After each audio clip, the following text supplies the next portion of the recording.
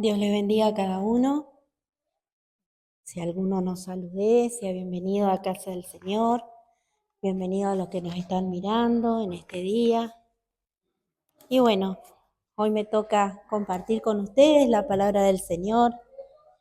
Me gustaría hablar sobre el obrar de Dios en nuestras vidas.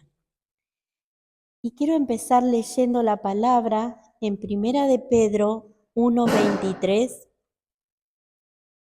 Y la palabra del Señor dice así: siendo renacidos, vueltos a nacer, no de simiente corruptible, sino de incorruptible, por la palabra de Dios que vive y permanece para siempre. Porque toda carne o toda la vida es como hierba, y toda la gloria del ser humano como la flor de la hierba. La hierba se seca y la flor se cae, mas la palabra del Señor permanece para siempre. Y esta es la palabra que por el Evangelio os ha sido anunciada. Desechando, acá el Señor nos dice, quítense de encima, no carguen con eso. Miren, dice, desechando pues toda malicia, todo engaño, toda hipocresía, envidia y todas las distracciones. Desead como niños recién nacidos la leche espiritual no adulterada, para que por ellas crezcáis para salvación, si es que habéis gustado la benignidad del Señor.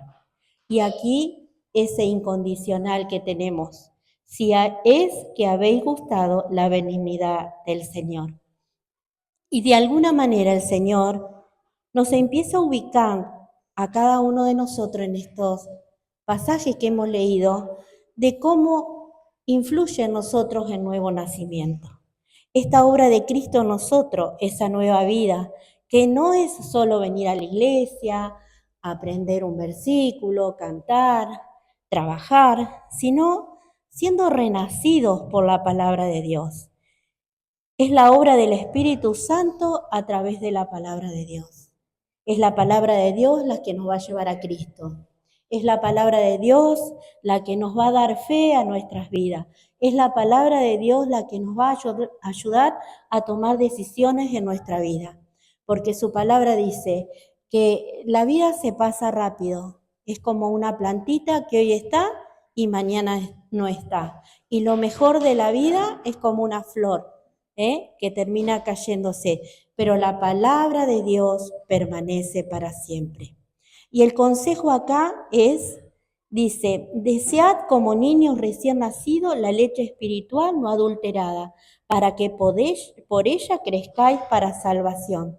El consejo es que crezcamos, que no nos quedamos ahí estancados.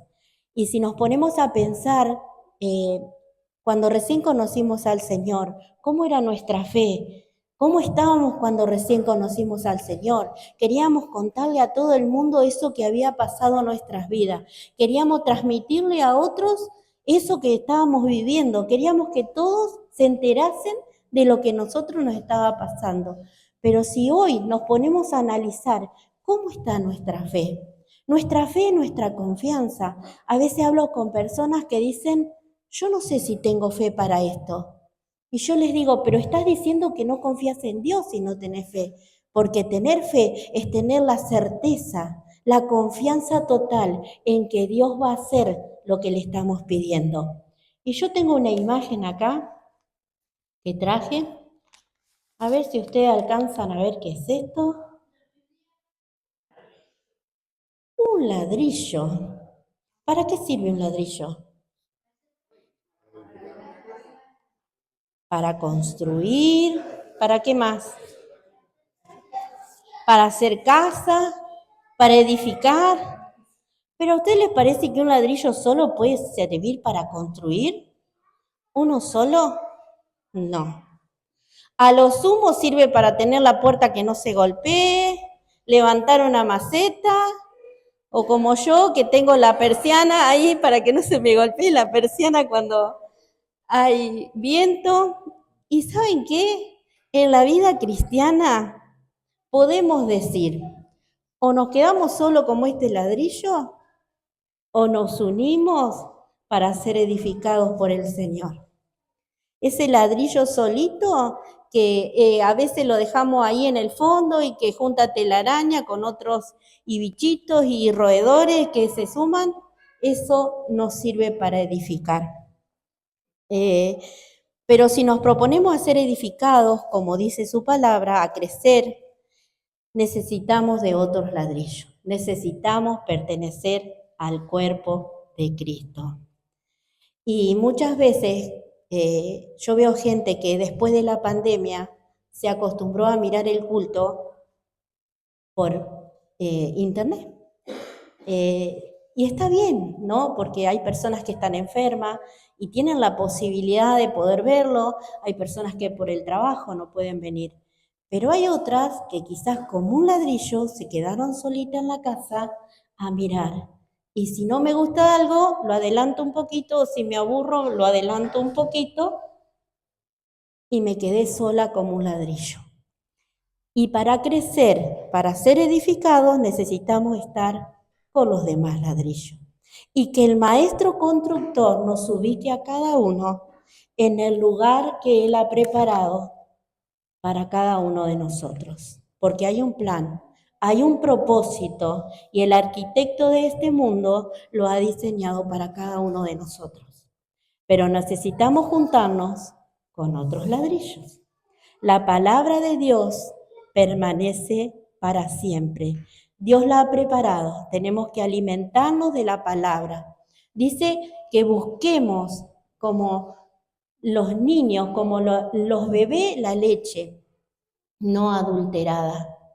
Antes se adulteraba la leche, cuando se vendía la leche, que venía el lechero, le agregaba un poco de agua para que fueran más litros, esa leche adulterada. Pero en el original dice la leche envenenada, es más dura la palabra. Eso nos lleva a morirnos. Entonces, tenemos que alimentarnos como los bebés cuando piden la leche. Mi nieta, sean las 2 de la mañana, llora y no le podés decir, espera, Oli. No, ella llora y quiere ya. Y son las 5 de la tarde y es ya. Y es las 2 de la mañana y es ya. El Señor quiere que de esa forma nosotros busquemos el alimento espiritual para nuestras vidas. Si vos comprobaste que Dios es bueno, que Dios ha sido de bendición en tu vida a través de los años, a través del tiempo que hace que lo conoces, acá hay un incondicional que dice, si es que habéis gustado la benignidad, la bondad de Dios. Siempre cantamos que Dios es bueno, contamos las maravillas del Señor. Pero si es que habemos visto que Dios es bueno, entonces busquemos de Él, busquemos de su palabra. Y quiero leer una palabra en 2 de Samuel capítulo 23. Y el título que está ahí es Las últimas palabras del rey David. Y ahí vamos a encontrar un compendio de pequeñas historias, de cosas que pasan en la vida de David. Y también unas breves historias de hombres que de alguna manera fueron parte de la vida de David, como los valientes de David. Pero allí hay alguien del cual quiero hablar en esta tarde. En 2 de Samuel, capítulo 20, versículo 23, dice: Después Benaía, hijo de Joiada, hijo de un varón esforzado, grande en proeza, de Capsel, este mató a 2 leones de Moab, y él mismo descendió y mató a un león en medio de un foso cuando estaba nevando. También mató él a un egipcio, hombre de gran estatura, y tenía el egipcio una lanza en su mano, pero descendió contra él con un palo y arrebató al egipcio la lanza de la mano y lo mató con su propia lanza. Esto hizo Benaía, hijo de Joiada, y ganó renombre con los 3 valientes. A veces estas historias están puestas ahí y nosotros decimos, Señor, ¿qué propósito hay en cada historia que vos has permitido que nosotros podamos leer. Y esas historias están ahí para que nosotros las miremos, nos podamos identificar porque su palabra es viva y podamos mirarlo como en un espejo. Y Benaías quiere decir edificado por Dios, lo que estamos hablando. Sino, y Bexel quiere decir apartado para Dios. Así que Benaías, ser edificado por Dios, Bexel, apartado por Dios. Es más o menos un poquito lo que somos nosotros. Fuimos apartados para el Señor. Porque Dios permitió que en esa palabra que vive y permanece para siempre, quede plasmado el nombre de Benaías. Porque de alguna manera es el modelo de cómo seguir creciendo y no quedarnos como un ladrillo solo. Dice que mató a 2 leones de Moab. Moab era una región de idólatras, pero no eran esos leones que nosotros vemos en la selva o esos leones que podemos ver, bueno, ahora ya no se ven más en un zoológico. No, eran las fuerzas especiales de los enemigos de Dios. Eran un tipo de Rambo. Se los llamaban los leones de Moab. Esta especie de comando que se infiltraban entre las fuerzas tenían la característica de no hacer ruido, de hacer pasar, se infiltraban, se disfrazaban, se camuflaban y no te dabas cuenta de que estaban ahí. Hay algunas cosas en nuestra vida que empezamos a convivir a diario y que quizás no nos damos cuenta y se empiezan a camuflar en nuestra vida y no nos damos cuenta que empezamos a convivir con ellas.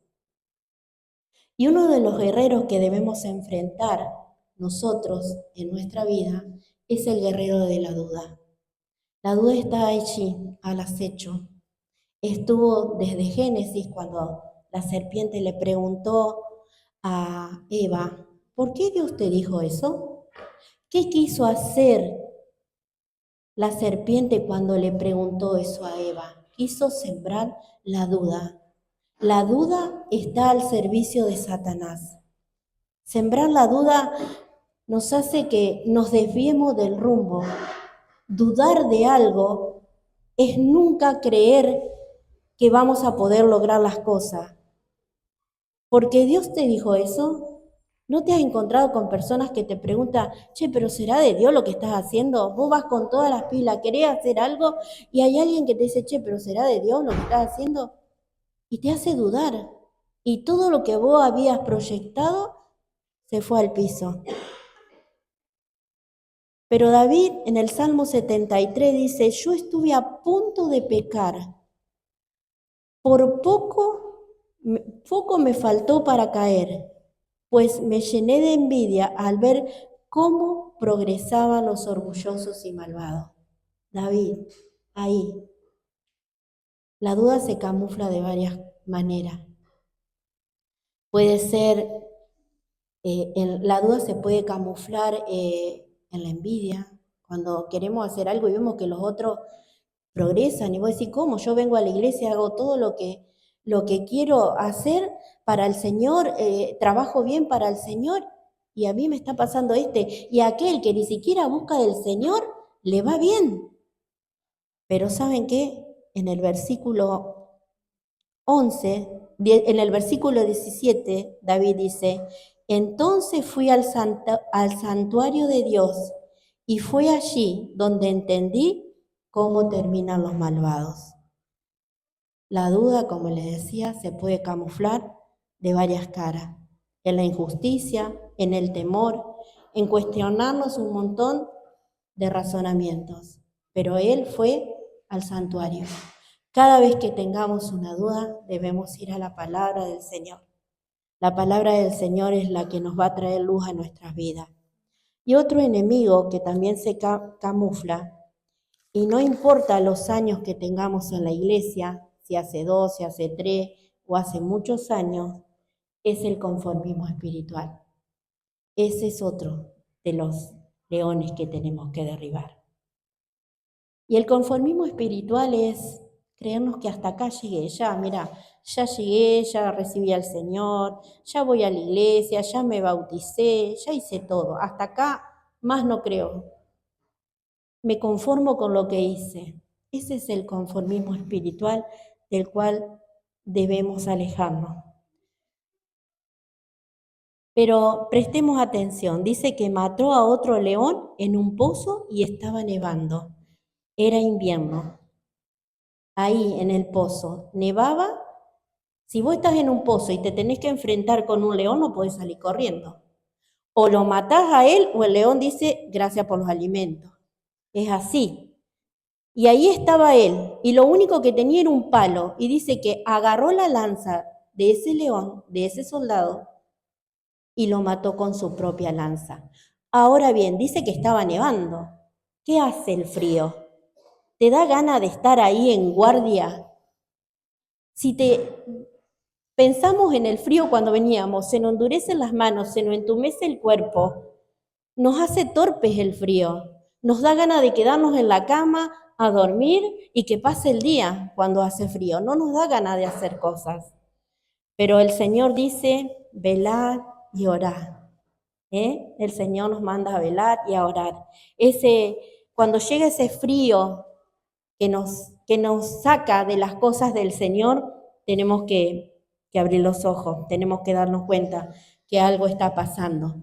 Cuando sentimos esa apatía hacia el otro, muchas veces la persona viene con problemas a querer hablarnos. Tenemos que tener esa atención con ellos. Y muchas veces con los años uno se hace apático a esas cosas. Cuando la persona viene con problemas, y vos lo escuchás, y yo he visto personas que dicen hablar más de lo que la persona le está contando. La persona le está contando un problema y ella le empieza a contar más problemas todavía de los que tuvo, de los que pasó, en vez de prestarle atención a la persona. Esa apatía espiritual, tener ese amor por el otro, poder escuchar lo que dice el otro. El sueño espiritual, la apatía espiritual. Velemos, dice su palabra. No perdamos esa expectativa de que Dios sigue obrando maravillas hoy y por los siglos de los siglos. El león busca a quien devorar. Y a veces, si vos no te sabes defender, él come. Dios nos deja estas ilustraciones para que nos acordemos que a veces hay enemigos que vienen camuflados y aprendemos a convivir con ellos y te dejan solo, como ese ladrillo. Y solo y en el pozo, y a veces el ladrillo solo se quiebra. Por eso que podamos en este tiempo ver lo que el Señor nos quiere hablar. Algo más. Dice que también enfrentó a un gigante egipcio. Y ese gigante egipcio representa todo lo mundano. Egipto no ahora, en el tiempo en que la Biblia lo narra, representa todo lo mundano. La esclavitud, cuando estábamos en el mundo. Todo lo mundano. Ese que dejaste ahí debajo de las aguas cuando te bautizaste. Ese de vez en cuando quiere resucitar y venir con todo lo que vos dejaste. Y ese es el gigante mundano que uno tiene que saber discernir y saber en dónde está parado. Esa vieja vida que quedó ahí sepultada, cada tanto quiere aparecer y empieza a trabajar en nosotros. Cada uno sabe cuál es su talón de Aquiles. Pero las tentaciones pueden venir a diario y cada vez que vemos que ese mundano se quiere levantar, debemos consagrar nuestra vida al Señor cada día más. Y yo escribí algo para terminar. Cuando vengan las dudas, sé edificado por Dios, por su palabra. Cuando venga la apatía espiritual, redobla el servicio y no te quedes solo Cuando sientas el frío, el invierno, es tiempo de no quedarnos dormidos. Velad, estar a la expectativa de que Dios sigue obrando día a día, que Dios sigue siendo el mismo cada día, fortaleciendo a su iglesia. No te quedes solo, sé edificado los unos a los otros. Cuando el gigante mundano a veces quiere resucitar y viene, es tiempo de consagrar nuestras vidas al Señor. Toma tu cruz cada día y sígueme, dice el Señor. Y tomar la cruz es morir a nuestro yo, a nuestros deseos. Tomar la cruz es consagrarnos a Dios, es decir, Señor, hacé tu voluntad y no la mía. Y recordemos siempre que todo lo que hacemos, lo hacemos como para el Señor. Él es el que nos da la recompensa el día que estemos delante de Él. Hasta acá es la palabra y les dejo estas preguntas. ¿Cuál es el león que tenés que vencer? Si lo podés discernir, si te animás, lo charlamos, lo conversamos. Amén.